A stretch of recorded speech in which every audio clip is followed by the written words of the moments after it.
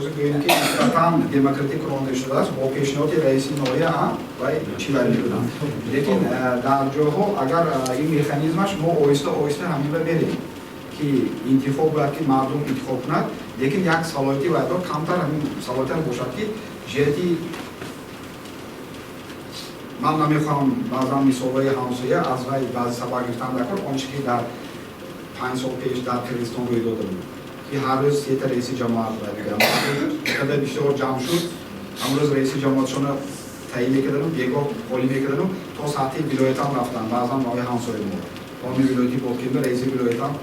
همین مردم توی ده جمع شده انتخاب کرد این نتیجه خوب نداد لیکن قسما همه آهسته آهسته مردم برای شرایط دادن در کار که برابرش یک سوال جواب کنند این برای برابر هیچ کی حاضر من نکرد است که وقتی که پیشان میکنند رئیس نایب باید سوال هم فهمم دانش ملکش آموزم مثال خوب بشه به طور اقلا در مرد اول قدم به قدم که به شرط الترناتیوی مونم که من 2-3 نفر مردم من فکر کنم که تو ما فرقش نه هستش ایناش نیخت کامودش نیخت ایناش ما شما مسئول اگر این بدوشی مردم قسمان مونه مسئولیت مردم نیست میکنند تو فکر من که رئیس آینده باید که تکامل کنه همین چیز اینا باید بگیرته کار کنه در اینجا در سناتور میاره حقوق علاقه هستند لیکن در آینده ما قدم به قدم